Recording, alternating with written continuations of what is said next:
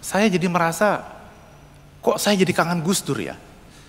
Ketika kemudian secara sosial politik, selaku minoritas di Australia, hak-hak saya tidak diperhatikan oleh kelompok mayoritas. Saya tanya kepada Greg Barton, saya bilang, Greg, kira-kira di Australia itu ada tidak sosok yang seperti Gus Dur? Nah, yang kita khawatirkan, kalau peran-peran lintas golongan dialog ini yang aman dan nyaman ini tidak terjadi, kalau terjadi chaos, nauzubillah, kalau terjadi chaos di tahun ini, kita kehilangan tokoh-tokoh yang bisa merekatkan. Saya seringkali mendapatkan pertanyaan ini nih Yeni Wahid, yaitu siapa sih yang menggantikan Gus Dur? Selalu menjadi pertanyaan, karena kita semua merindukan dan kangen dengan Gus Dur. Izin Gus. Siapa yang menggantikan Gus Dur? Dan saya mengatakan bahwa Gus Dur itu tak tergantikan, tapi saya tahu siapa yang menggantikan Gus Dur, yaitu yang menggantikan Gus Dur adalah Ibu Megawati. Setelah Ibu Megawati yang menggantikan adalah Pak SBY.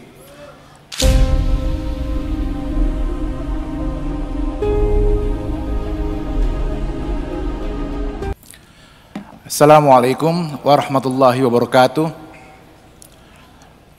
Bismillahirrahmanirrahim. Wa bihi nasta'in ala umuri dunya waddin. Salatu wassalamu ala Rasulillah wa ala alihi washabihi ajmain, amma ba'd.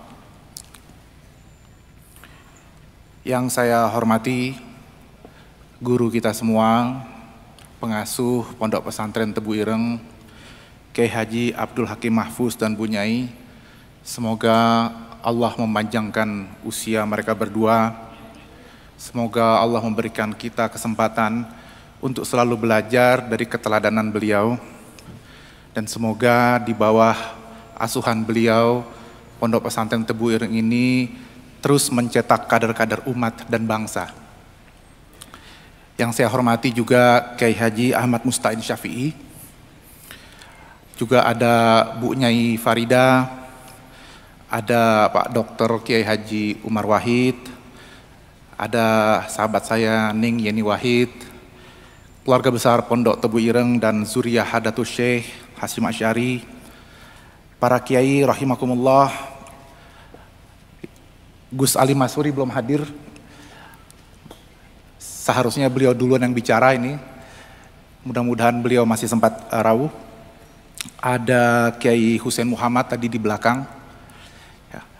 Ada juga tadi Kiai Marzuki Mustamar yang sempat hadir. Dan tentu yang tak bisa saya sebutkan satu persatu para kiai kita, para pejabat yang hadir, ada senior saya, Profesor Mahfud MD, saya menyebut beliau Prof Menko, sekarang harus jadi Prof Cawapres. Tidak kampanye, hanya promosi. Ada Mas Emil Dardak, Wagub Jawa Timur. Ada Rektor Unisma, Ketua IKPT, Prof Maskuri, para alim ulama, para habaib, para masyayikh, para asatiz, para guru besar, para tamu undangan, para santri, santriwati, hadirin hadirat yang saya hormati. Terima kasih Gus Kikin undangannya. Alhamdulillah saya bisa hadir jauh-jauh dari Melbourne. Beda waktu antara Jawa Timur dengan Melbourne itu 4 jam. Jadi sekarang itu kalau jam biologis tubuh saya itu jam 2.43 pagi. Ya. Tapi ini karena gerimis dan masih pada semangat, masih hadir semua, saya juga ikut semangat. Dan luar biasa tadi apa yang sudah disampaikan dari awal para pembicara, saya hanya sekedar menambahkan. Saya ingin memulai dengan satu pertanyaan. Saya seringkali mendapatkan pertanyaan ini nih Yeni Wahid, yaitu siapa sih yang menggantikan Gus Dur? Selalu menjadi pertanyaan, karena kita semua merindukan dan kangen dengan Gus Dur. Izin Gus. Siapa yang menggantikan Gus Dur? Dan saya mengatakan bahwa Gus Dur itu tak tergantikan, tapi saya tahu siapa yang menggantikan Gus Dur, yaitu yang menggantikan Gus Dur adalah Ibu Megawati. Setelah Ibu Megawati yang menggantikan adalah Pak SBY. Setelah Pak SBY menggantikan adalah Pak Jokowi. Berikutnya kita nggak tahu, wallahu alam bisawab. Jadi itu fakta. Jadi Gus Dur tak tergantikan tapi pernah digantikan. Dan kita sudah lihat tadi di dokumentarinya bagaimana Gus Dur mengatakan beliau tidak mau Indonesia ini berdarah-darah hanya demi sebuah jabatan presiden. Mari kita ingat baik-baik pesan beliau itu, karena Indonesia tahun 2024 ini memasuki tahun politik. Pesan Gus Dur sangat baik dan sangat kuat sekali, bahwa tidak perlu mempertahankan atau memperebutkan jabatan presiden sampai membuat darah tumpah. Mudah-mudahan Indonesia tetap damai, mudah-mudahan Pilpres juga berjalan damai dan tahun politik ini bisa kita lewati dengan baik. Tadi juga dokumentari juga sangat menarik dan sempat diulas juga oleh Mas Emil tadi.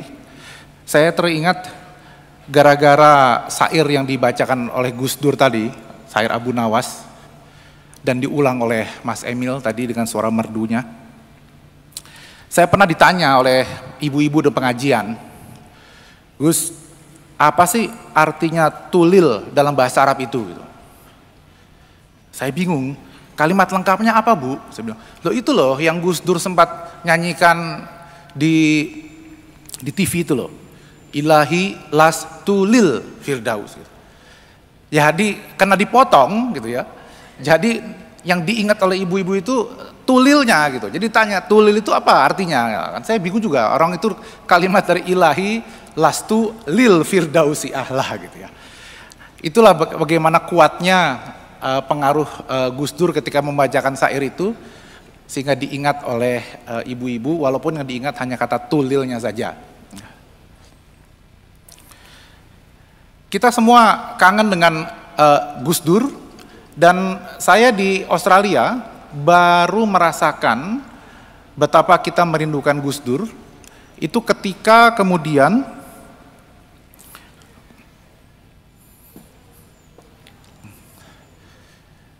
ini selamat jalan kepada Prof. Mahfud, ini beliau harus kembali malam ini ke Jakarta, karena besok itu mau persiapan debat Pilpres katanya.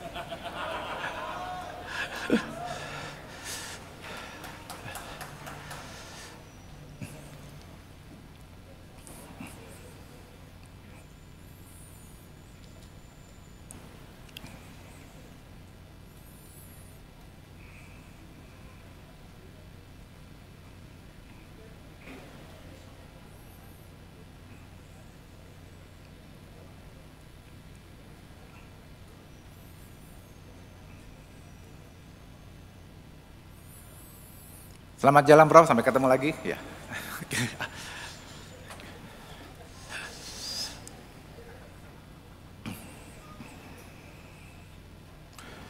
Ini sambil mengiringi Prof. Mahfud berangkat, sama-sama kita baca yuk. Salatullah, salamullah,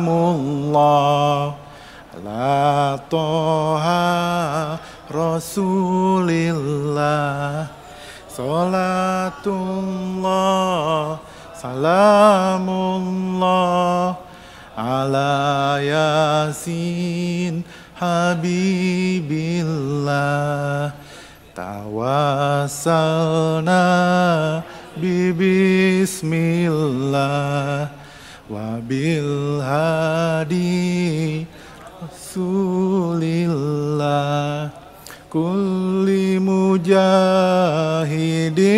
lillah bi ahlil badri ya Allah. Baik Bapak dan Ibu sekalian, mohon izin saya teruskan.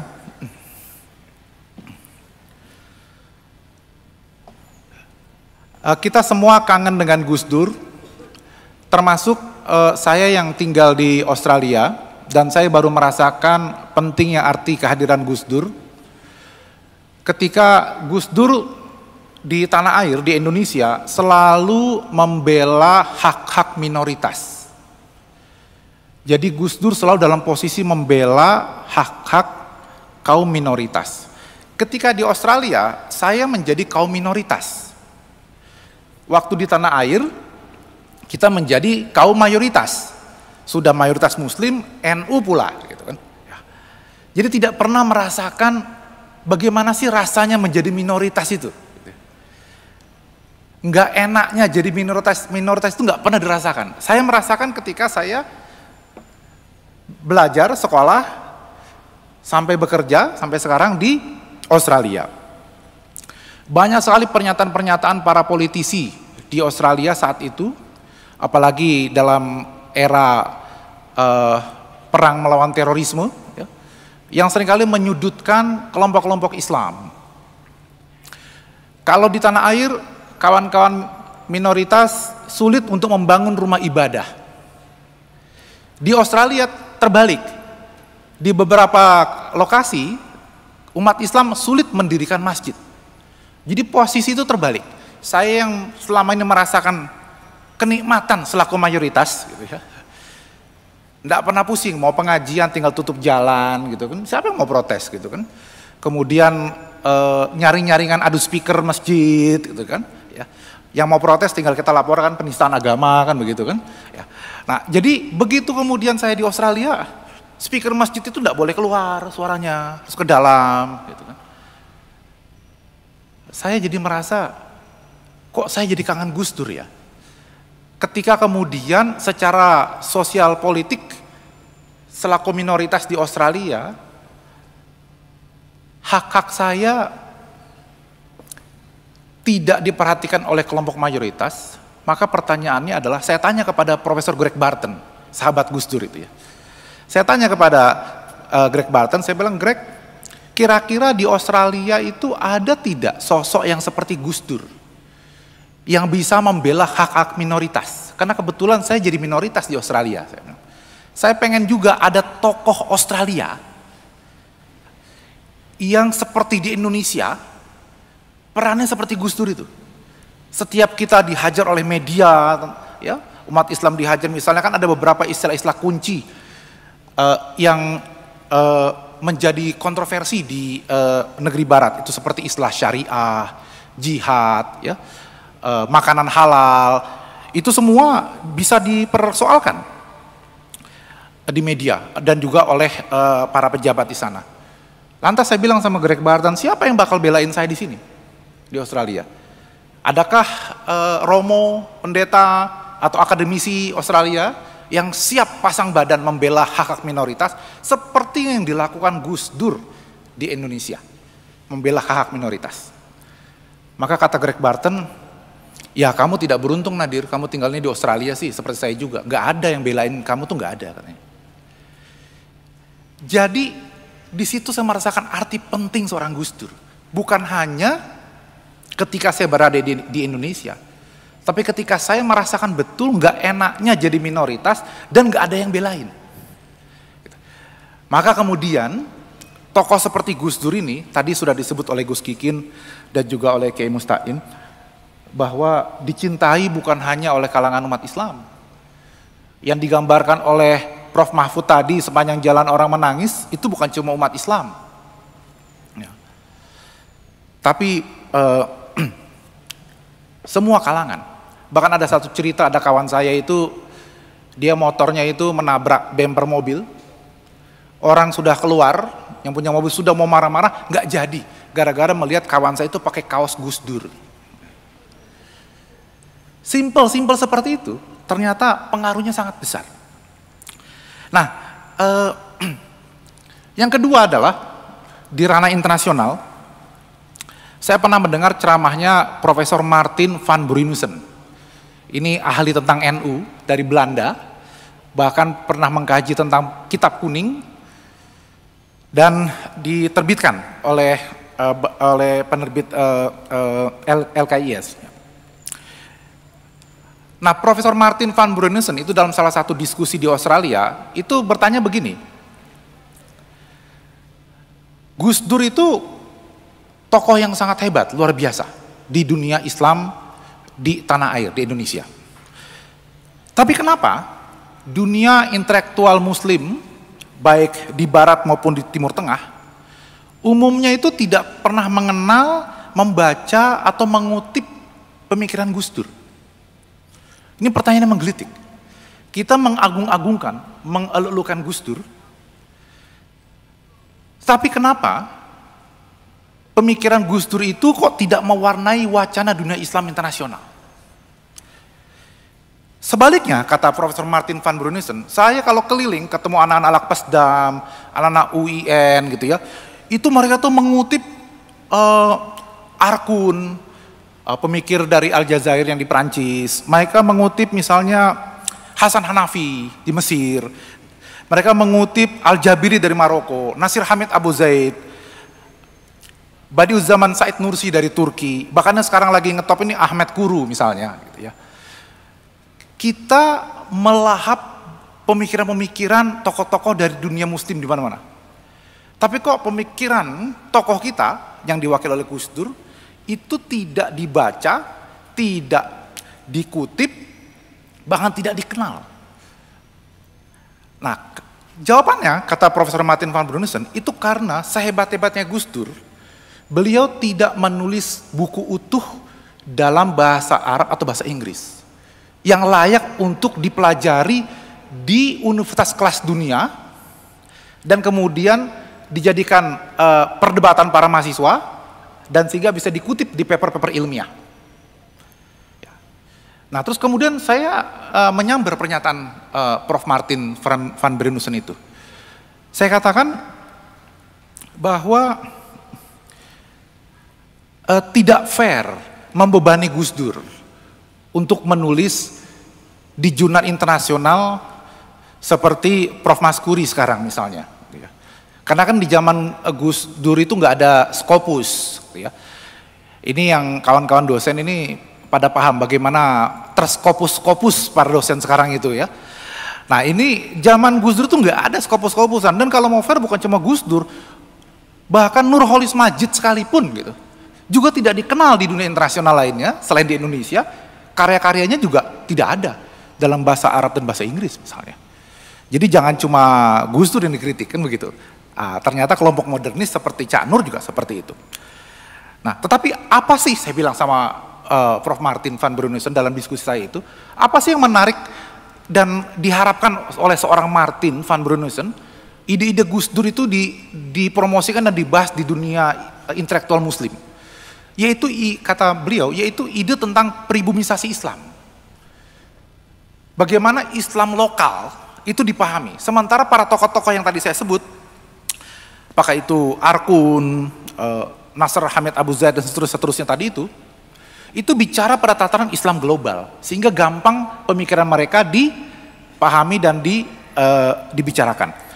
Tapi ketika Gus Dur bicara pribumisasi Islam di Indonesia, itu kira-kira kalaupun Gus Dur menulis dalam buku bahasa Arab atau bahasa Inggris, para pembaca di Timur Tengah maupun di Barat bisa paham nggak konteksnya? Karena konteks tulisan-tulisan Gus Dur adalah konteks-konteks apa yang dialami oleh Islam lokal. Kita yang membaca, memahami. Tapi apakah mereka yang tidak tinggal di Indonesia, tidak memahami gejolak dinamika pertarungan antara budaya dengan sosial politik di kita, di mana konteks Gus Dur saat itu hidup dan kemudian merespon persoalan, apakah mereka akan paham? Karena itu kata Prof. Martin, solusinya bukan sekedar menerjemahkan pemikiran Gus Dur dalam bahasa Arab dan bahasa Inggris. Yang kita butuhkan adalah adanya pensyarah pemikiran Gus Dur untuk kawasan Timur Tengah dan untuk kawasan Barat. Nah, saya kira ini tantangan buat Ikatan Alumni Tebu Ireng untuk menjadi pensyarah pemikiran Gus Dur di kawasan Timur Tengah maupun di kawasan Barat. Sehingga yang kita bicarakan bukan semata-mata pribumisasi Islam lokalnya, tapi manhaj dari pemikiran-pemikiran Gus Dur itu yang bisa relevan untuk dunia Timur Tengah dan dunia Barat. Hal lain yang bisa kita pelajari dari Gus Dur adalah Gus Dur itu nggak sok tahu. Gus Dur sangat tahu posisinya sehingga beliau tidak sok tahu. Saya punya pengalaman pribadi soal itu. Jadi sekitar tahun 1969 itu di era reformasi setelah Pak Harto tumbang dan Gus Dur belum menjadi presiden. Ya, saya ikut ngantri di Ciganjur itu di rumah beliau bersama para rakyat dan para tokoh untuk bertemu. Saat itu ketemu dengan Pak Rozi Munir, almarhum Rozi Munir. Pak Rozi Munir itu yang kemudian mengatur siapa tamu yang akan bertemu Gus Dur. Nah, setelah saya dapat giliran, Pak Rozi Munir melihat saya, kemudian minta saya maju. Kan? Saya cium tangan Gus Dur, dan kemudian saya bertanya sama Gus Dur. Saya bertanya mengenai beberapa fatwa NU untuk keperluan tesis saya. Saat itu Gus Dur masih sebagai Ketua Tanfiziyah PBNU. Yang menarik adalah Gus Dur hanya menjawab singkat. Gus Dur mengatakan begini, oh kalau soal fatwa, tanya sama Said Agil Siraj. Saat itu Kiai Said Agil Siraj adalah salah satu khatib Suriah. Saya terdiam, saya ngantri lama, bertanya dengan semangat, ya. Dijawabnya hanya satu kalimat itu, untuk saya salah bertanya kepada beliau. Harusnya saya tanya kepada Kiai Said Agil Siraj. Di situ saya paham, Gus Dur tidak sok tahu. Beliau posisinya adalah Ketua Tanfiziyah, fatwa itu urusannya Suriah. Jadi kalau pengurus Tanfiziyah nggak usah ngeluarkan fatwa lah, gitu ya. Karena Gus Dur sendiri ternyata tidak sok tahu. Walaupun beliau pasti tahu tentang fatwa NU, tapi beliau menyerahkan kepada saat itu Khatib Suriah, Kiai Said Agil Siraj. Nah, sikap tidak sok tahu ini dan sikap tahu di mana posisinya, ini saya kira sekarang jadi barang langka. Ya. Sekarang ini semua orang rasa-rasanya, apalagi di dunia medsos, ya, semua bisa berfatwa, semua tiba-tiba menjadi ahli tafsir. Padahal ada Kiai Mustain di sini. Ya. Saya buat buku ini Kiai Mustain, tafsir Al-Quran di medsos, tapi saya sudah buat disclaimer, sudah katakan ini bukan tafsir, gitu. Jadi jangan diprotes, gitu kan. Ya. Karena saya bukan mufassir, gitu. Nah, tapi banyak sekali sekarang orang yang tidak punya kapasitas di medsos, sok tahu. Nah, Gus Dur mengajarkan saat itu kepada saya, pelajaran yang sangat penting bahwa tidak boleh sok tahu. Yang berikutnya adalah, kita tahu bahwa Gus Dur itu pemikirannya sangat progresif. Gus Dur pemikirannya sangat progresif, tapi hidupnya tidak konsumtif.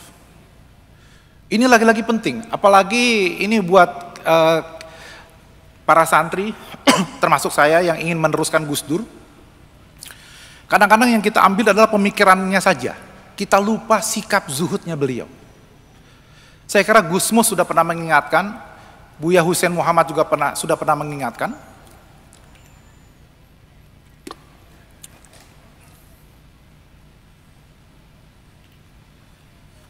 Dan saya mengingatkan diri saya pribadi dan juga kawan-kawan segenerasi saya. Karena sekarang banyak sekali para Gus dan para kiai muda yang hidupnya mewah. Dan itu dipertontonkan di medsos. Dan ini menjadi persoalan.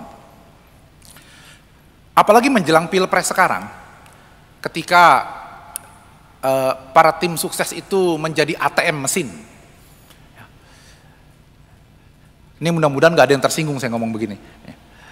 Nah, disinilah kemudian prinsip Gus Dur yang tadi pemikirannya progresif, tapi hidupnya tidak konsumtif.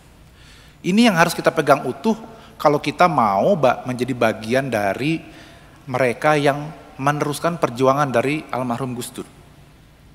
Jangan kemudian pemikirannya saja yang diambil, tapi sikap hidup kita jauh dari gaya-gaya Gus Dur. Ya. Nah, sekarang ini banyak dari kalangan kita yang sudah bergaya sosialita di medsos misalnya, dengan segala kekinclongannya dan demi kontennya gitu. Saya tidak melarang itu, tapi saya ingin mengingatkan bahwa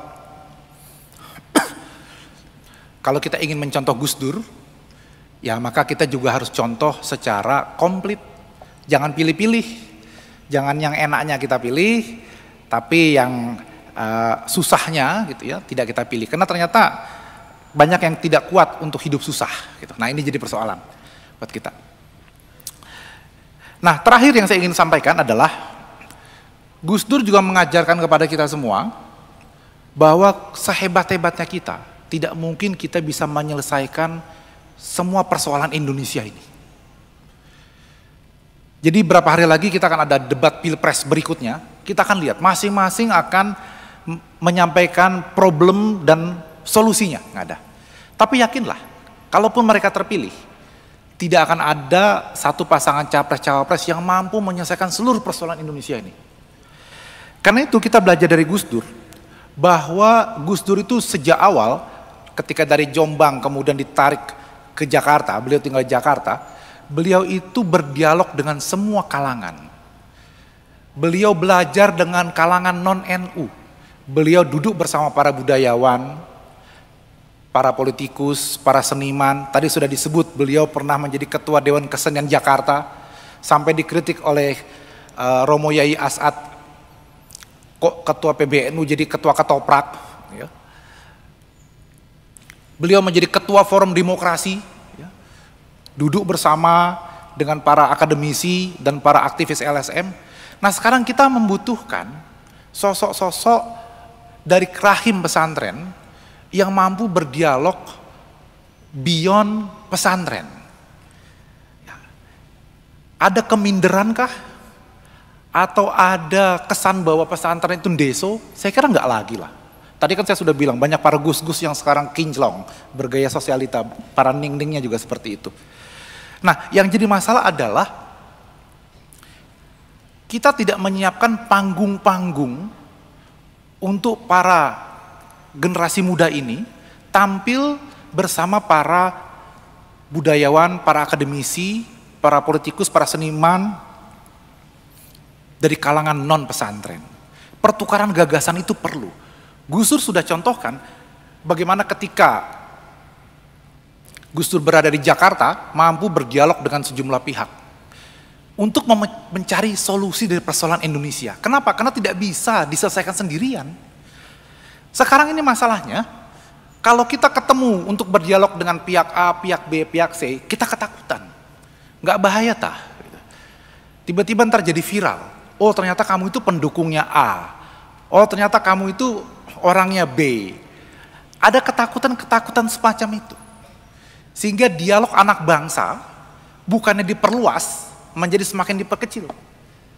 Bahkan sekarang susah sekali para kiai itu mau kumpul malam-malam jam 2 pagi untuk jagongan itu susah. Kenapa? Sudah diwakili oleh WhatsApp. Jadi komunikasinya sudah komunikasi dengan WhatsApp, dengan teknologi. Teknologi membuat komunikasi kita menjadi cepat tapi menjadi kering. Tidak lagi tatap muka, tidak lagi berdialog, tidak lagi senda gurau seperti zaman dulu. Kita semua cukup takziah pun cukup lewat WhatsApp. Nah ini yang kemudian menjadi persoalan. Begitu juga sekarang orang takut berbeda pendapat.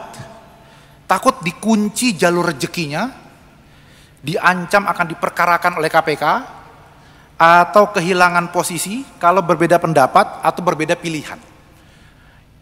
Ini jadi persoalan. Nah, Gus Dur berdialog dengan semua pihak tanpa rasa takut, menciptakan suasana yang aman dan nyaman, orang bisa berdialog dengan enak, dan kemudian bisa mencari solusi bersama. Nah, saya kira ini warisan Gus Dur yang harus kita perjuangkan bersama. Dan malam ini kita sudah mulai bahwa kita bisa berdialog dengan enak. Terima kasih Gus Kikin mengundang saya dari Melbourne. Kita bisa berdialog tanpa rasa takut.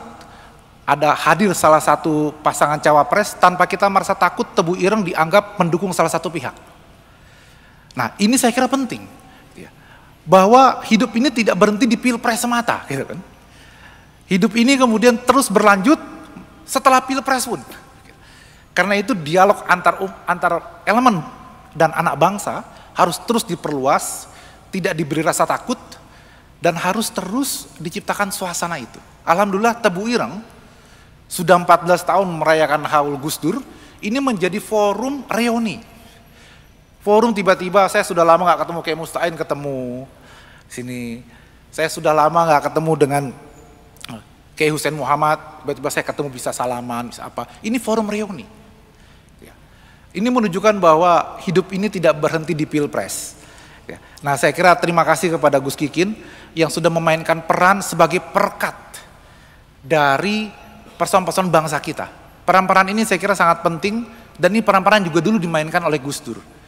Bisa diterima oleh semua kalangan, semua pihak bisa diterima dan bisa berdialog dengan tenang, nyaman, dan aman. Ya. Mudah-mudahan Gus Kikin bisa meneruskan peran-peran ini dalam posisinya sebagai pengasuh pesantren Tebu Ireng di tengah Indonesia masuk ke tahun politik. Karena yang kita khawatirkan, kalau peran-peran lintas golongan dialog ini yang aman dan nyaman ini tidak terjadi, kalau terjadi chaos, nauzubillah, kalau terjadi chaos di tahun ini, kita kehilangan tokoh-tokoh yang bisa merekatkan. Karena itu tadi ada ketakutan-ketakutan atau sudah partisan. Nah yang kita khawatirkan, kalau peran-peran lintas golongan dialog ini yang aman dan nyaman ini tidak terjadi, kalau terjadi chaos, nauzubillah, kalau terjadi chaos di tahun ini, kita kehilangan tokoh-tokoh yang bisa merekatkan. Karena itu tadi ada ketakutan-ketakutan atau sudah partisan, sudah kelompok sana sini. Nah mudah-mudahan Tebu Ireng terus menjadi obor penerang bagi umat. Mudah-mudahan pesantren Tebu Ireng terus menjadi perekat bagi semua elemen anak bangsa, sehingga kita bisa nyatakan siapa yang merasa hak-haknya tertindas selaku minoritas, siapa yang ketakutan berdialog, siapa yang ketakutan menyampaikan pendapat, datang ke Tebu Ireng. Insya Allah dijamin pendapatnya akan didengar, ya, akan diakomodir, didiskusikan, dibahsul masailkan kalau perlu, gitu ya, tanpa harus rasa takut dihakimi ataupun posisinya dicopot dari jabatan ataupun diberhentikan. Ya, saya kira demikian yang bisa saya sampaikan. Lebih kurangnya saya mohon maaf. Subhanakallah ilma lana illa ma 'allamtana innaka antal alimul hakim. Maha suci Engkau ya Rabb. Sungguh kami tidak punya ilmu apapun kecuali apa-apa yang telah Engkau ajarkan kepada kami. Wallahul muwaffiq ila aqwamit thoriq. Assalamualaikum warahmatullahi wabarakatuh.